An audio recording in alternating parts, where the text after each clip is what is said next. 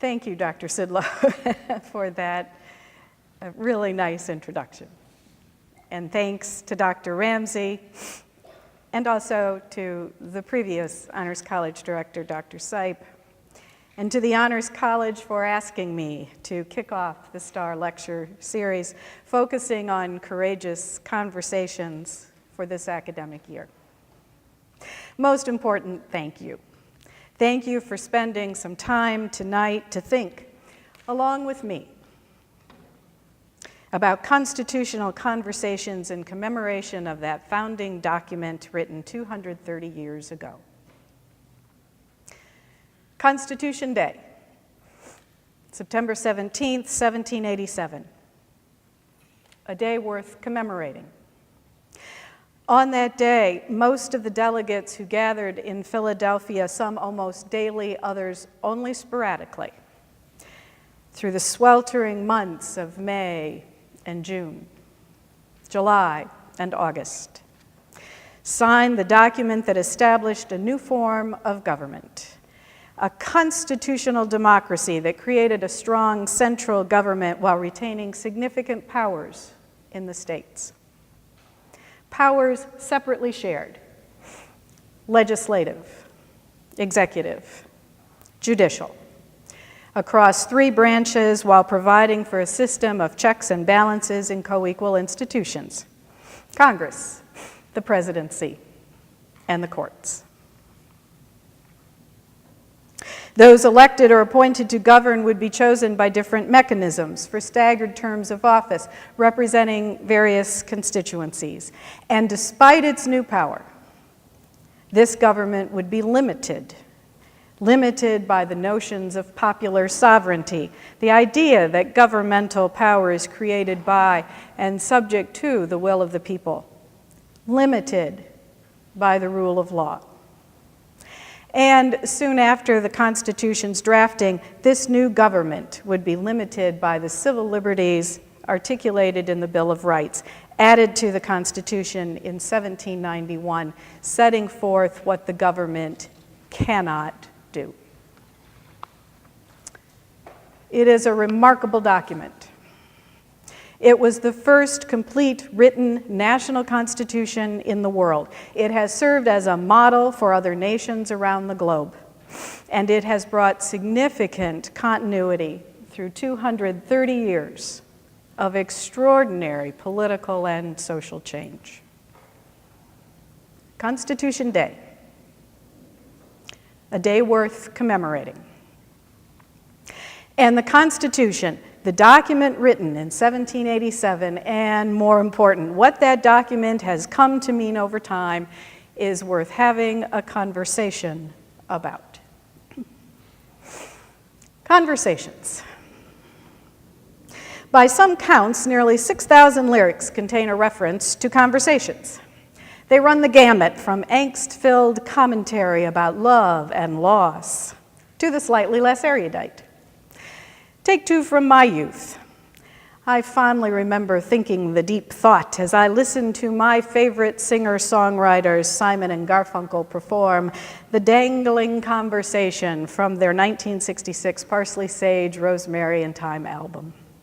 I particularly liked the second verse. And you read your Emily Dickinson, and I my Robert Frost, and we note our place like bookmarkers that measure what we've lost. Like a poem poorly written, we are verses out of rhythm, couplets out of rhyme, in syncopated time. And the dangling conversation and the superficial sighs are the borders of our lives. And then there's Yakety Yak, written for the Coasters and released in 1958. The lyrics describe a list of household chores being assigned to a teenager. Yakety yak is the teen's response, followed by a parent's retort. As the second verse goes, just finish cleaning up your room. Let's see that dust fly with that broom. Get all that garbage out of sight, or you don't go out Friday night. Yakety yak, don't talk back. Little side note, the Conversation song by New Yorkers Simon and Garfunkel peaked at number 25 on the Billboard Hot 100. The song, performed by the Coasters from Los Angeles, spent 7 weeks at number 1 on the R&B charts, and number 1 for a week on the top 100 pop list. And in this instance, at least, fun and ordinary bested deep and moving. Conversations. It seems that recently we are having, or we are being called upon to have, conversations about nearly every issue that marks contemporary life. After Ferguson, Missouri, 2014, national conversations about police and the African American community and the use of force. In the aftermath of the 2016 elections, national conversations about what happened and what will happen. In the wake of Charlottesville, Virginia, August 2017, national conversations about free speech and American values and how to interpret history. And on one remarkable day not long ago, August 21st, we had a national conversation about the solar eclipse. Indeed, calls for a national conversation about all that ails us as a society run the risk, I fear, of becoming just another thing we do. Something we feel compelled to say we should have, and then life goes on. In fact, the word conversation made it last year onto Lake Superior State University's word banishment list. And it's worth remembering that conversations may result in people talking past one another, even as they listen politely. Think Simon and Garfunkel, the dangling conversation. Or they merely add to the noise of everyday life. Think yakety yak. But does that mean that we shouldn't discuss and argue and debate and talk with each other about issues and values and politics? Of course not. But recognize that discussions and arguments and debates and talks, or conversations if you prefer, are most productive when we understand context. When we have a sense of where we've been, that will help us chart a path for where we might want to go. And when we master the art of listening. What does any of this have to do with Constitution Day?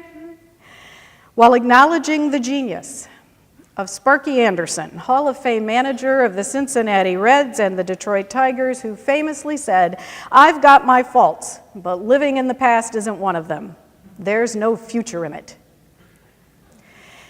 I'd like to live in the past for a bit tonight, to think about what happened in Philadelphia in 1787, to recount a few of the conversations that took place as this new government was being formed, and to suggest the importance of thinking as well as speaking.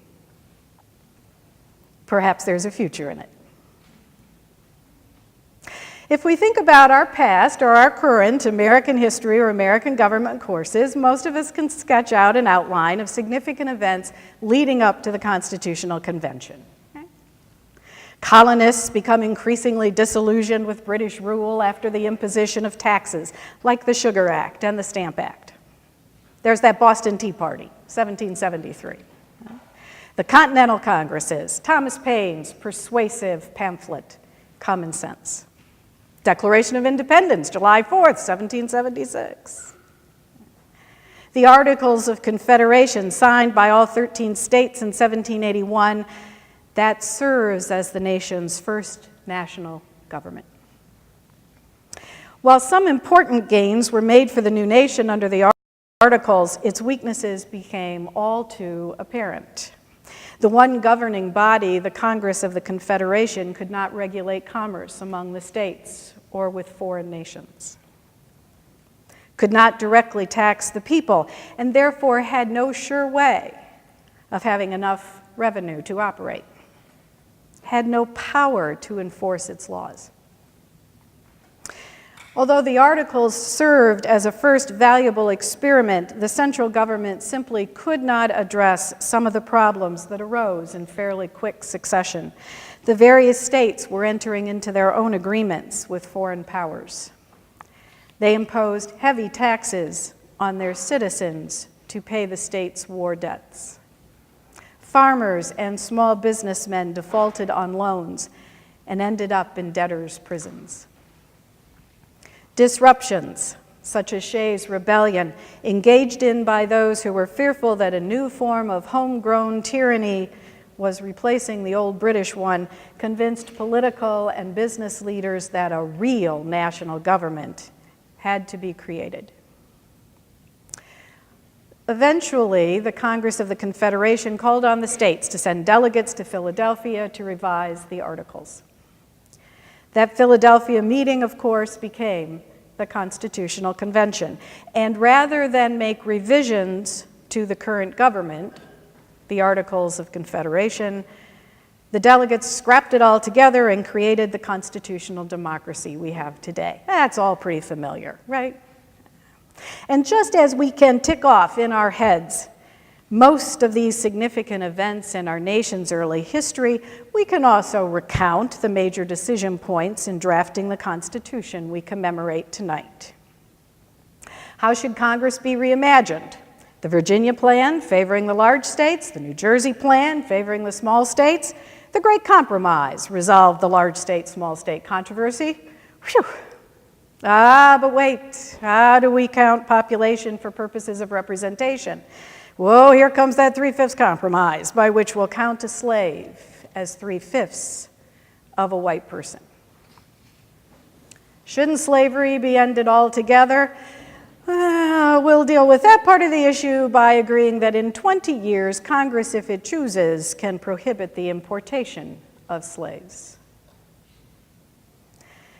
What about the regulation of interstate commerce, a major issue that highlighted the weaknesses of the Articles of Confederation? What about the concerns of the southern states that the new government would tax exports, a move that would be devastating to their agricultural economies? A compromise. The national government would be given the power to regulate interstate commerce among the states, and in exchange, we'd have a constitutional ban on export taxes. Other problems revealed under the Articles: no executive, no national court. We'll establish a committee of detail to handle all of that.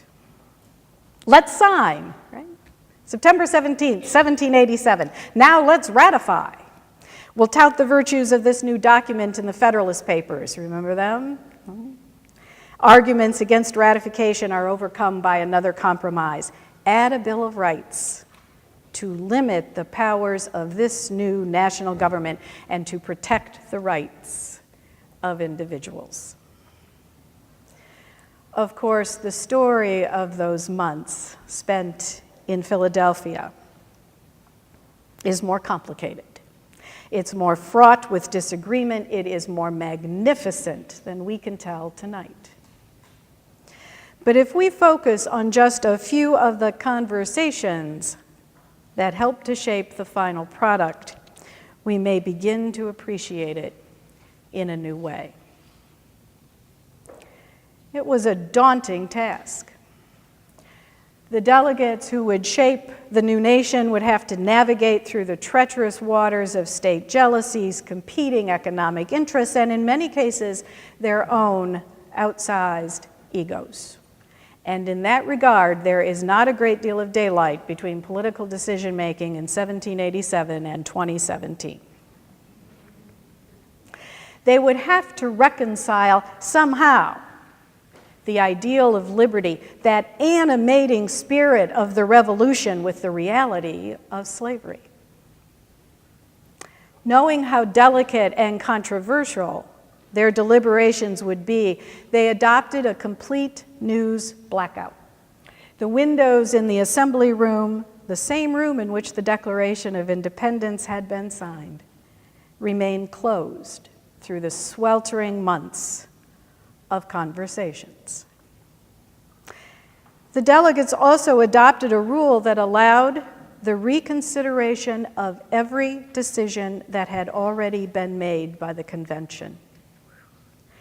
Thus, difficult questions were never resolved in a single discussion and vote.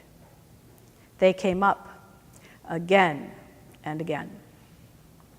Repetitive, frustrating.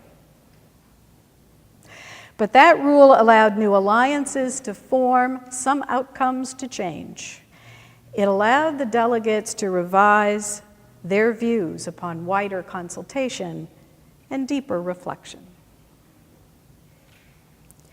Sometimes the atmosphere in the assembly room was reminiscent of the dangling conversation.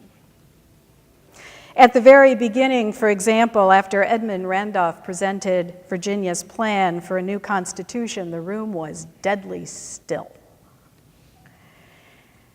That proposal, after all, would completely replace the Articles of Confederation. Steadily, however, the delegates became more vocal, particularly as they digested the impact of Virginia's idea to have individual representatives elected by the people serve as the system of voting in the legislature rather than the one state, one vote system used in the Congress of the Confederation. This was a proposal that would nearly blow the convention apart. The issue of representation would, of course, bring slavery into the center of discussion. The delegates worked in close quarters, deliberating 30 hours a week, staying at the same inns. The excitement and the optimism they initially brought to the task faded quickly as there were stutters and starts, shifting coalitions, great oratory, resoundingly boring, irrelevant, maddening speeches, votes, and revotes. There were days in the assembly room when yakety yak would have been a fitting description of the proceedings. There were also moments when delegates we barely remember, genuinely obscure figures then and now, changed the path of the convention. On July 2nd, for example, Abraham Baldwin of Georgia, without offering a word of explanation, switched his position on the issue of equal votes for the states in the Senate. This deadlocked the Georgia delegation, thereby canceling its vote. Baldwin's move stopped the slave state, large state juggernaut that had been marching towards representation based on population in both chambers of Congress. Now the convention was at a stalemate. The smaller states had not bolted the convention as they had threatened to do, but the larger states had not won. What emerged was the Great Compromise, representation in the House based on population, equal representation for states in the Senate, which itself was debated for the next 11 days. Resolving the issue of representational structure was essential, but it wasn't the only issue to generate heated and sometimes meandering discussions. One of the biggest challenges the delegates had to face was imagining the presidency after George Washington. The lessons of an executive list, Articles of Confederation, had convinced them that they wanted a presidency of vitality, but it had not been so long ago that they had broken from a monarchy. The convention struggled with the presidency. How should he be chosen? For how long? How should a bad president be removed? George Mason of Virginia and Benjamin Franklin of Pennsylvania successfully argued for impeachment, an English practice for removing the king's ministers. Figuring out how to remove a president proved to be much easier than deciding how to choose one in the first place. Among the options, congressional selection, popular election, multiple chief executives from different districts, electors chosen by state legislatures who would then choose the president, and a host of other proposals. By the middle of July, the convention determined that the many questions facing the delegates about the presidency and so much more could not be hammered out in a big group. So a committee of detail was created to shape the resolutions that had been adopted so far into a charter of government. That committee, chaired by John Rutledge of South Carolina, rewrote and added provisions, replaced broad language with specificity. Enumerated powers made their way into the document, as did the necessary and proper clause. Yet when, on August 24th, the convention reached the presidency section in the Committee of Detail report, no consensus emerged on how to select the president, along with some other concerns. To address these issues, the convention established the Committee on Postponed Parts, and I think that has to be one of the best names for a committee ever. The membership of this committee was designed to produce results, not debates. James Madison of Virginia finally got a committee assignment.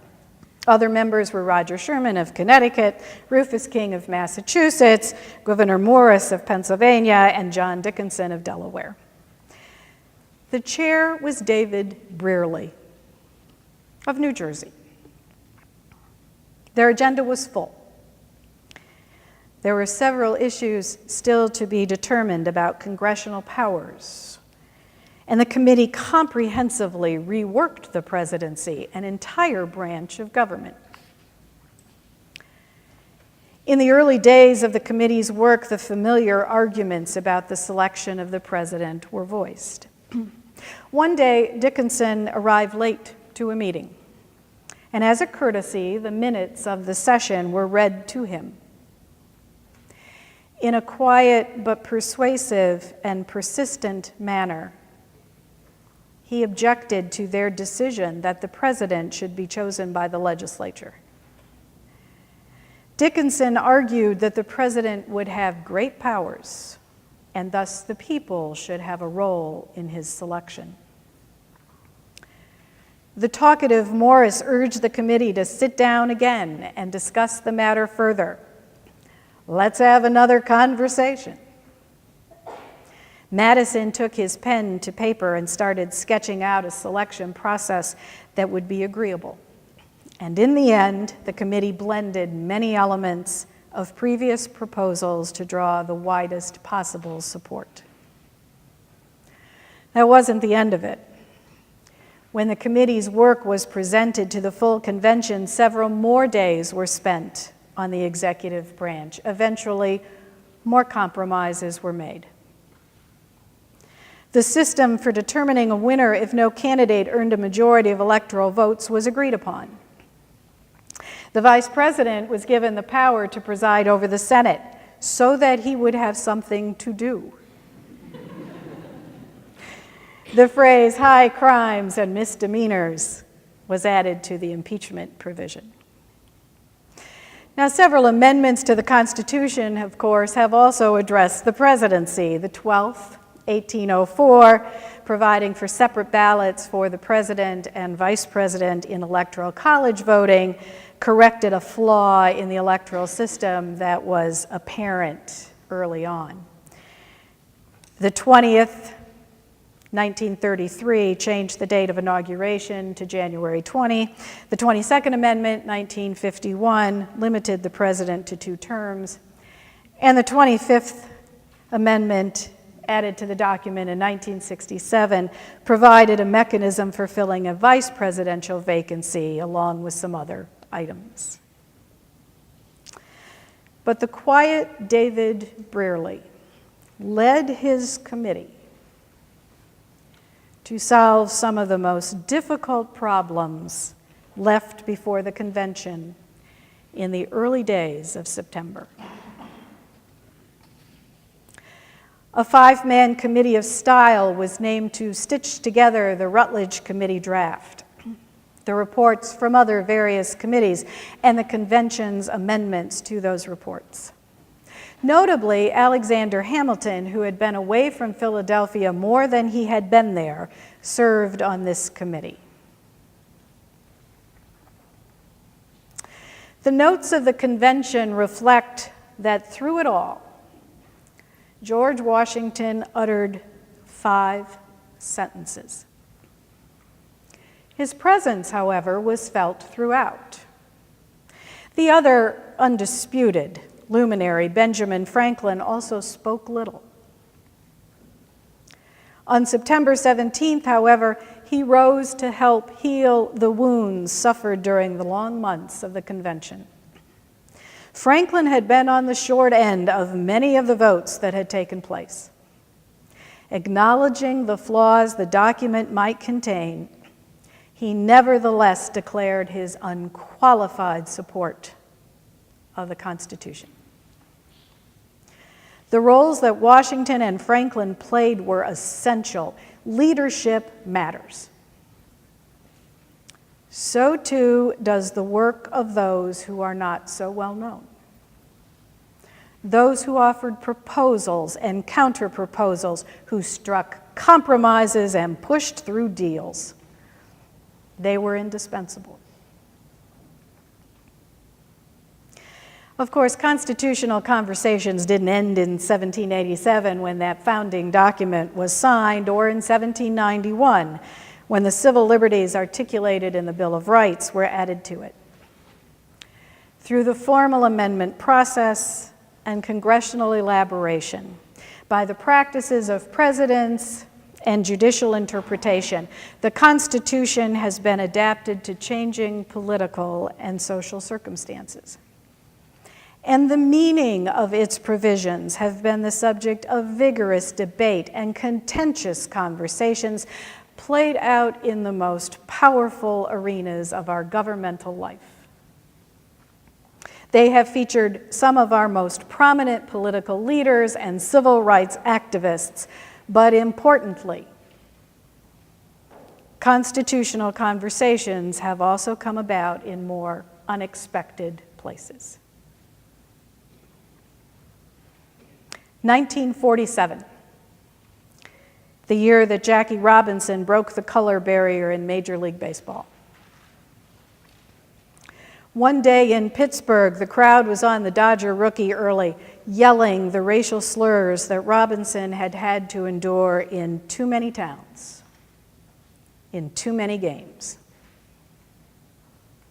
In a play at first base, Robinson collided with Hank Greenberg, the Hall of Fame Detroit Tiger who was finishing his playing career with the Pirates.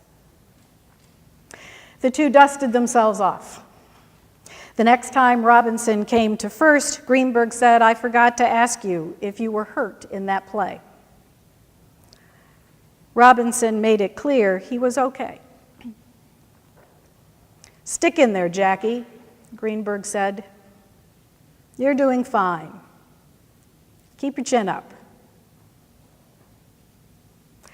A word of encouragement from an established star in the game heartened Robinson, but because it came from Hank Greenberg, who at the time was one of the rare Jewish players in the big leagues, it meant even more. "Class tells," Robinson said of that encounter. "It was the briefest of conversations between two kindred spirits." And they were friends after that. This summer, I had the pleasure of seeing the musical Hamilton in Chicago. You too? Right?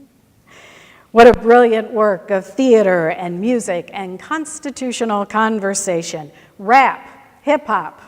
What better way to tell the story of Alexander Hamilton, his career, his death, his place in American history? Lin-Manuel Miranda's lyrics capture the energy with which Hamilton engaged in the political conversations of his time. Aaron Burr, his friend and nemesis, and the person who, of course, would ultimately kill him in a duel, tells Hamilton to talk less, smile more, don't let them know what you're against and what you're for. Hamilton, of course, talked a lot. He was an admired speaker, spouting perfect paragraphs. And he was not shy about expressing his views. Although he did not spend a great deal of time at the convention, in June he took the floor for an entire day. It was a disaster. He said what he thought.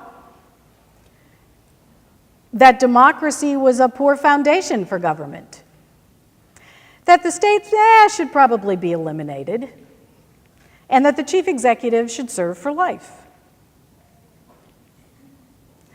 But Hamilton would redeem himself with his service on the Committee of Style and with his authorship of a majority of explanations and defenses of the Constitution in the Federalist Papers. In the musical, Burr asks Hamilton, after reminding him of his miscalculated speech at the convention, "Why now do you write like you're running out of time? Why do you write like it's going out of style?" Hamilton tells Burr that he is writing to take a stand for the notion of a nation we now get to build. With his writing, Hamilton was engaging in a conversation of enormous import about the constitutional democracy that emerged from the convention. And in telling Hamilton's story, Lin-Manuel Miranda shows us the importance of conversation and how it is timeless, and how the constitutional conversations of 1787 can have contemporary resonance. Hamilton the musical features a multicultural cast. Actors of color play Hamilton, Jefferson, Burr, Washington. Rap is the language of their conversations. What does that say? It says all of us belong to the American story, even the story of 1787. And it is a story worth telling across time. The constitutional conversations in Philadelphia took place in fits and starts. In much the same way, our national story since that time has been marked by twists and unexpected turns. Tragedies that in hindsight could have and should have been avoided, along with moments of great triumph and joy. It has featured well-known characters and those about whom few books are written. Theologians gently urge us to see the sacred in the secular. It's a lovely reminder that ordinary moments can be touched with grace, or if you prefer, goodness or humanity. So too, I think it is with constitutional meaning. In seemingly ordinary moments, we can recognize the lessons of history and help to shape the history that is yet to be. Hank Greenberg did that on that day in 1947. Most of us have brushes with opportunities to do the same far more frequently than we seize the chance to do something so ordinary, so commonplace, and yet so important in the arc of history. Next week, I'll have the opportunity to be in Washington, D.C. for visits to the National Archives and the National Museum of American History. Two exhibits in particular will be my focus. At the Archives exhibit, Records of Rights, I'll have the chance to examine the documents that show how our nation and individuals struggled to reconcile the promise of freedom with slavery and racism. How women worked to achieve the full rights of citizenship, and how our nation of immigrants engages in enduring debates about the rights of newcomers. At the History Museum's exhibit, American Democracy, A Great Leap of Faith, national treasures become part of the conversation about the changing principles of the nation, political participation, and what happens when a people decide to govern themselves. I want to quietly examine these documents and view these physical symbols of our national American life. I want to listen to what they have to say, to take the opportunity to think about how ordinary objects and pieces of paper can carry the weight of constitutional meaning. American democracy, it is often said, is a work in progress. That's a phrase filled with promise. It's an invitation to join in the work, to be a part of the conversation that began at least 230 years ago. Like the framers, most of us don't do good every day. We aren't thoughtful enough, generous enough, open enough to the views of the other. We often forget that good conversationalists are, first and foremost, good listeners. Courageous conversations, the theme of this year's Star Lecture series. Sometimes, at least, the most courageous conversations are the ones we conduct silently, the ones we have with ourselves. Those are the conversations that test our mettle and our compassion and our sense of belonging to this work in progress. Having the courage to face our own prejudices and biases, to be willing to take some time for introspection and thoughtful silence. That may be the most valuable conversation of all. When we can do that, Constitution Day, September 17th, 1787, will not only be a day worth commemorating, it will indeed be a day worth celebrating. Thank you.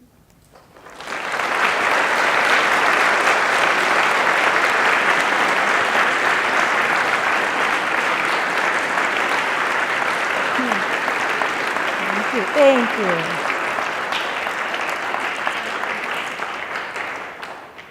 Dr. Caponegro has said if we have questions, ask away, right? I'll do what I can, or we can have a conversation about whatever you'd like to talk about. Okay.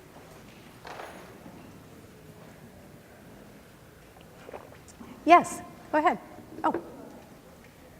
What was the last name of David? The last name, okay, what was the last name of David, that unknown committee chair, right? Brearley, Brearly.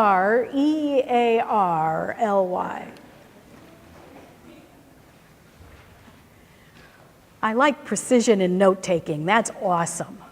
Yeah. So I took the history of American liberalism class last year, and we learned about the energy in the early days of our country. Like Jefferson and Adams wrote nasty things about each other in the newspapers, but they still got things done. What do you think has changed with our government? I mean, there was a lot of animosity in the early days, but there was a lot of change happening as well. And it feels sometimes like our government is at stalemate. So how do we think about contemporary American politics in this day and age, recognizing that there wasn't a lot of kumbaya early on too, right? Is that the gist of your question? Well, obviously so many things have changed, and you are certainly right. A lot of those guys didn't like each other. You weren't about to talk to each other. I mean, famously, several people didn't come to the Constitutional Convention because they didn't want a thing to do with it. And there were big fights over whether or not the Constitution should be ratified. What has changed? Remember I said that there was a news blackout at the Constitutional Convention, right? No reporters ready to grab people as they were coming out of the meeting and heading to the inns and going to have some Madeira and port, you know. No leaks. Think about how MSNBC or CNN or Fox would have covered the Constitutional Convention, right? What would they have said about some of those compromises? What? You're going to give them, the new government, the power to regulate interstate commerce? Oh my God. You know, that's not what we came here, that's not what we signed up for. Principle, right? What's with that 3/5 compromise thing? That's horrible. My gosh, have some principle, have some backbone, I mean, you can imagine, right? Thomas Jefferson tweeting. I mean, I can't, it's like such a thing. I can't even, you know, I can't say Jefferson and tweet in the same sentence. It's like sacrilegious, right? I just can't do it. So a lot has changed, right? Politics have changed, the nation has changed, and yet, you think about that document, 230 years old, the oldest living written constitution in the world. We're a very young country, and yet that document is the oldest one around. It hasn't been scrapped. We haven't said, let's drop the whole thing and start all over, just like those guys did 230 years ago. Let's, you know. There's something there that's worth commemorating, right? And so for all of the differences and all of the distinctions, and we won't know what this time of our history will be until the historians look at it 40, 50, 100, 200 years from now, you know. It's real easy for us to make quick judgments, you know. You hear people talk about, it's so historic. It hasn't happened since 1992. When you go, what? That's not a very long period of time, right? Yeah. It'll be okay. Yeah. So essentially, being a good conversationalist, you have to think a lot and compromise. So for Alexander Hamilton, because he was very opinionated and he talked a lot, what made him a good speaker in conversation? Alexander Hamilton, the question was, if you have to be a good listener, you know, to be a good conversationalist, and Alexander Hamilton liked to talk a lot, you know, what made him so good at speaking? He was very elegant and eloquent, right? His speeches could be riveting. They weren't the meandering, like all over the place, what are you saying, or we're all falling asleep on you, kind of, you know. And he was opinionated. He was a guy in a hurry, you know? And he was probably right, because, you know, Burr killed him at a fairly young age. He had a lot to do in a short amount of time. But what Hamilton could do, as so many of them could do, was to have opinions, to have principles, and then recognize that, gosh, maybe I am not always right. You know, when he sort of suggested in that day-long speech, well, maybe the states ought to be eliminated, and, you know, everybody's hair's on fire because these were powerful leaders of the states. He sort of backtracked from that and said, well, I just meant that maybe they shouldn't have quite as much sovereign power as they do now, because we have to have this new national government, because we have found that just residing all the power in the states doesn't work. So he knew how to take things back, ratchet it, you know, down. He wasn't obviously without his flaws. They all had flaws. We all have flaws. But the power of his writing, was essential. So good writing matters. That's why we tell you that all the time, right? Matters. Yes? What made you decide to talk about this topic instead of a different one?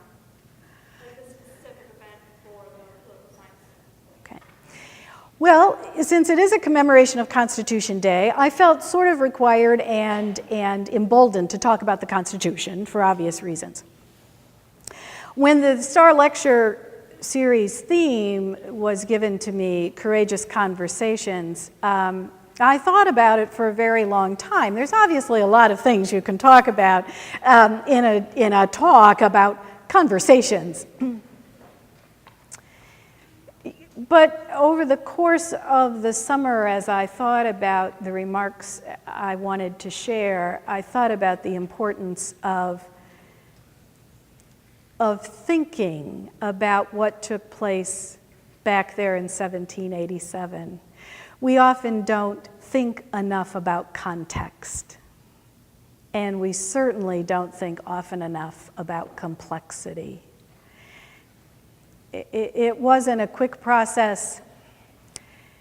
It wasn't an enjoyable process back there in 1787, and yet they were working towards a particular goal. Not everybody was happy. Not all of the delegates signed that document. You don't always get what you want, right? But if we're going to talk about important things facing our country today, we have to understand context.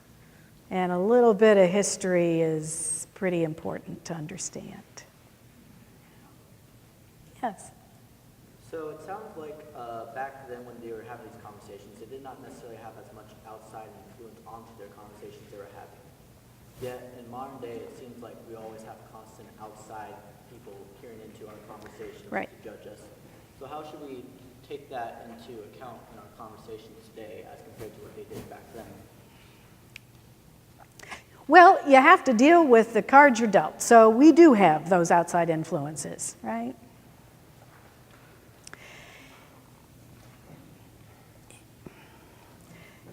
We have so many public opinion polls, telling us what the people at that one slice of time think. And politicians, we want them to be accountable. We want them to be responsive, to the people. Yeah, we want them to stand on principle, and we don't want them to be, buffeted about by changing political winds and circumstances. If you think about it, we're kind of hard on our politicians. I mean, a lot of them deserve it, without question. That's it, But man, there are some good people doing their best. Those of you who have had me in class before, and those of you who are kind enough to come back for more, you graduates of EMU, know that I often tell my students that my favorite color is gray. And in fact, it is, actually. My favorite color is gray. But the lesson there is to remember that in politics, things are rarely black and white. And if you can walk out on a gray, cloudy day, and you can say to yourself, that reminds me of politics. Well, I'm a happy gal. Why?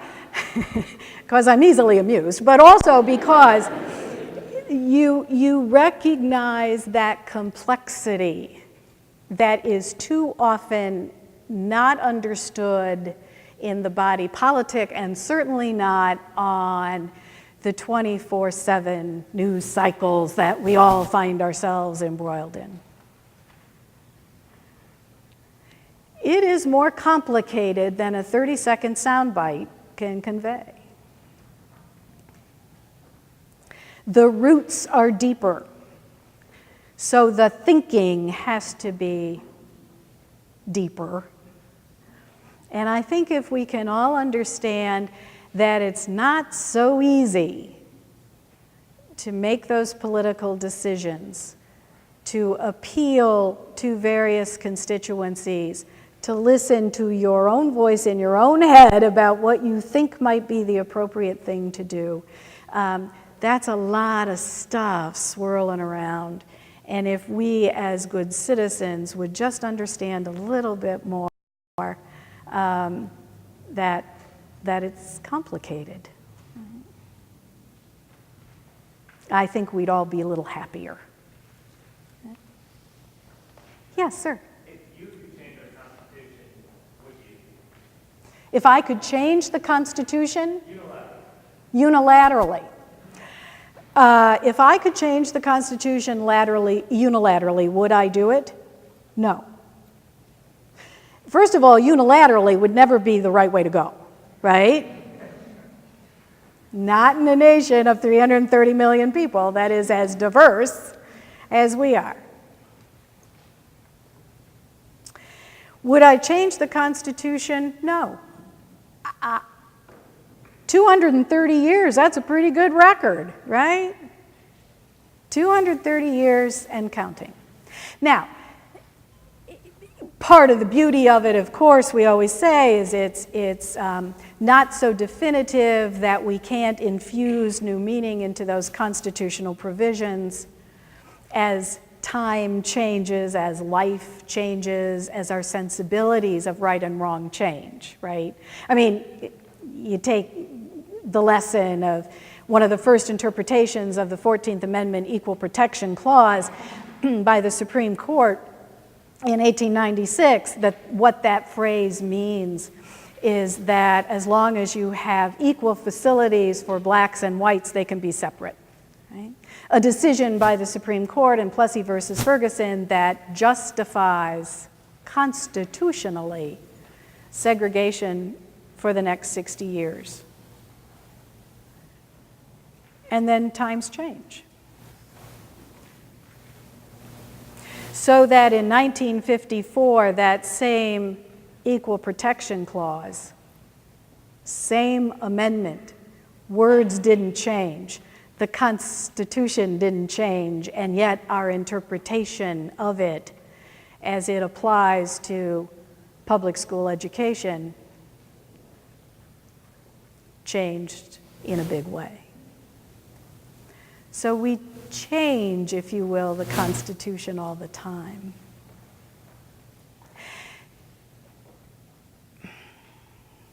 This summer, Dr. Sidlow, as you can tell, we are married. If he didn't make that clear, he should have.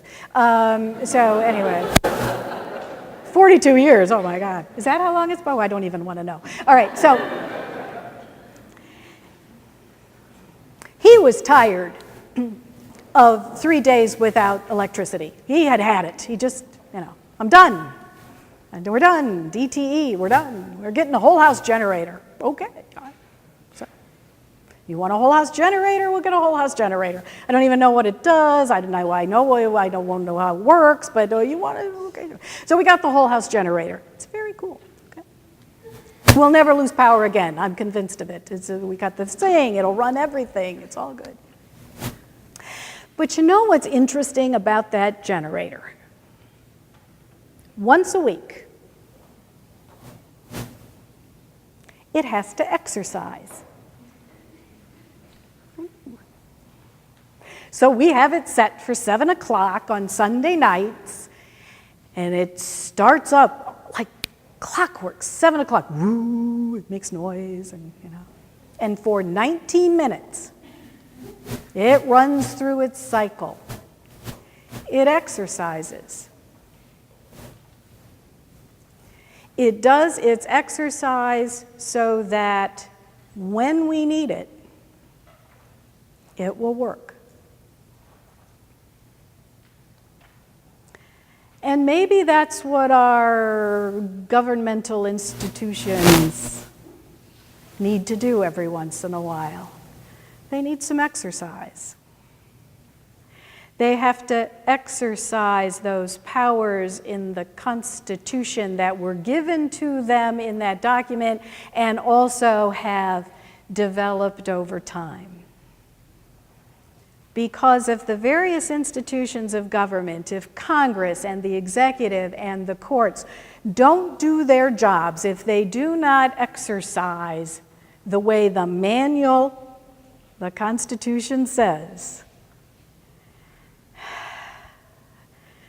then the government won't work as efficiently or as effectively as we might hope it would do.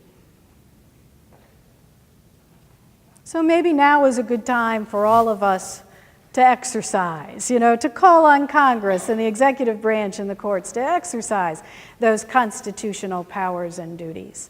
Because when they work, they can work pretty well. What else? Yes? I have a question. So you say that the Constitution Day should be celebrated by all Americans, but the thing is that I just want to know, when they wrote out the Constitution Act 1776, what did they do to benefit the African Americans? When I read about the Constitution, the only thing the Constitution ever did to African Americans was to do nothing about all the problems of being enslaved Sure. for 20 years and make us count us as 3/5 of human beings. Yeah. It's a reasonable point. I mean, the question is, so if I'm saying that perhaps we should all commemorate, if not celebrate, the Constitution, why, for those who were not a part of it in a full-fledged way, why be asked to do that? You're right. I mean, African Americans weren't left out of the conversation. They were just a bad part of the conversation, right? Yeah. The 3/5 compromise. The decision to just table the whole issue of slavery and say, in 1808, if Congress chooses, it can prohibit the importation of slaves. That had nothing to do with the domestic slave trade, and of course it didn't say anything about abolishing slavery. To that point, many of the framers really believed that slavery was on its way out. There were some states that had already abolished slavery at that time. And while many of the framers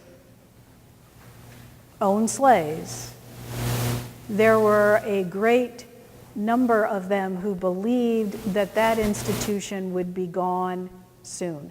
That as new waves of immigrants came to this country, they would become the labor force, that slavery would die of its own weight under appropriate moral principles. And there were framers, delegates at that convention who argued vociferously, now's the time. If we are going to upend the Articles of Confederation, if we're sitting in this place with the windows closed and a news blackout, let's deal with slavery now. It's the right thing to do. Were there consequences to the compromises they made? You bet. You bet there were.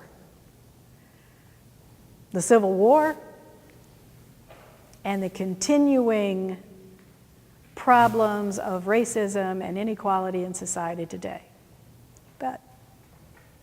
Can't deny it. But that same document, and in particular amendments that were made to it, has served as a wonderful, extraordinary foundation for the very rights that you cherish. Political decisions have consequences, not all of them happy. But it's that same document and our interpretations of it and the exercise of those institutions. And, yeah, to be frank, the many conversations that have been had over time that have gotten us to where we want to be. It's a work in progress. Anything else? Yes. Okay, so you said that like a decision changing the Constitution should never be made like unilaterally, and I guess that just kind of leads me to the question like, don't you think that the Supreme Court is kind of doing that with judicial review, especially considered it's not enumerated and it wasn't something that anyone really gave them? So the question is, I said that the Constitution shouldn't be changed unilaterally, but isn't that what the Supreme Court does with the power of judicial review? And the power of judicial review, as you indicated, was not specifically mentioned in the Constitution. The Supreme Court, interestingly enough, does not unilaterally change the Constitution, I would argue. Okay.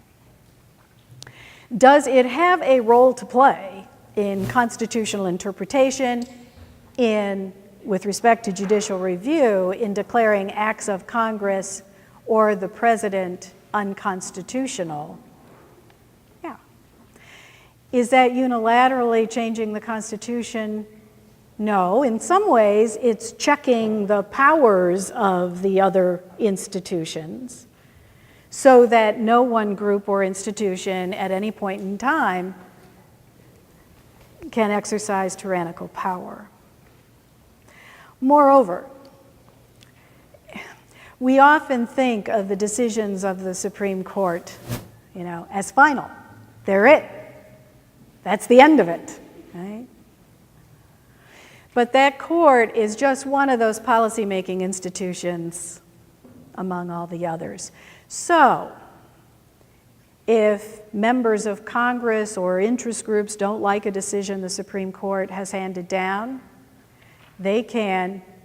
interest groups, for example, can push members of Congress to rewrite the laws, to amend existing ones, to reverse the Supreme Court decision, to take away the Supreme Court's power to hear certain kinds of cases. There have been several times when constitutional amendments have been added to the Constitution that have reversed Supreme Court decisions.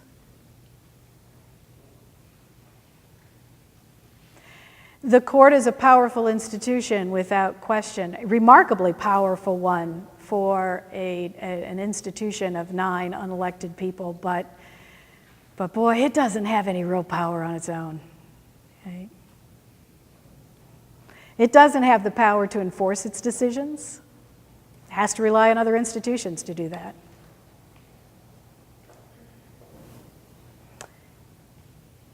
It has to work in concert with other co-equal branches of government. So I guess I would argue that the court does not unilaterally change the Constitution. Does it infuse meaning into those principles of the Constitution? You bet.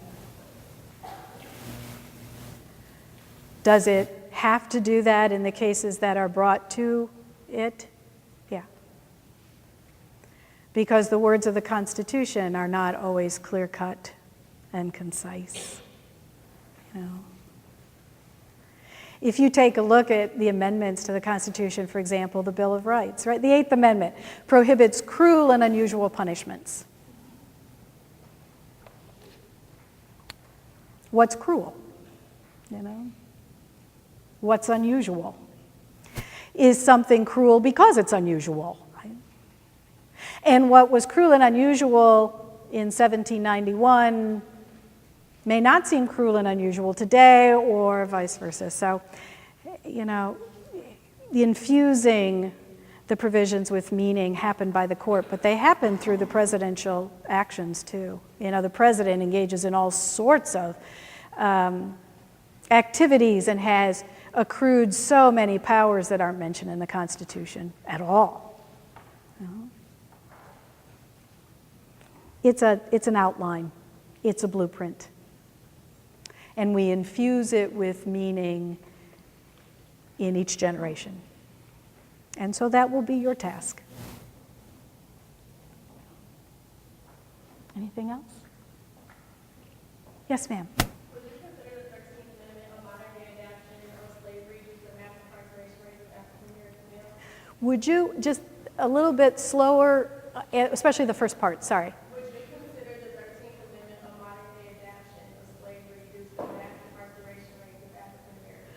Would I consider the 13th Amendment, which prohibited slavery, to be what? To be a modern day adaptation of slavery. Because it prohibits slavery unless you punishment of a crime, but just like the mass incarceration of African American males, we consider that a modern day adaptation to slavery. And I'm still sorry, a modern day Adaptation to slavery. Since the 13th Amendment prohibits slavery unless punishment of a crime, but there are mass incarceration rates for African American males.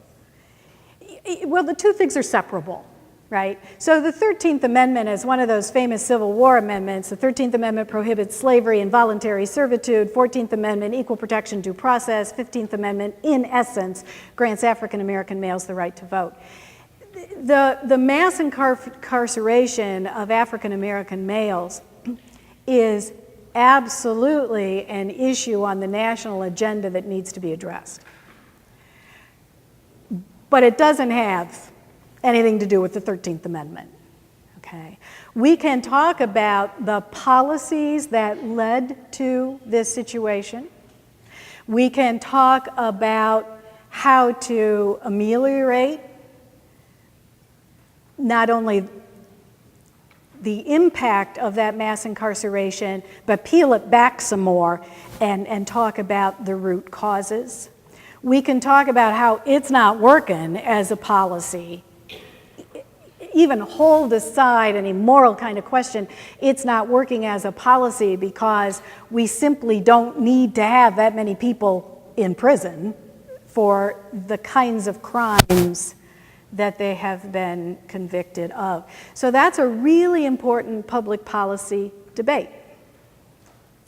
But I think it should not be held within the context of kind of using a constitutional amendment in a bendable way, would be my response.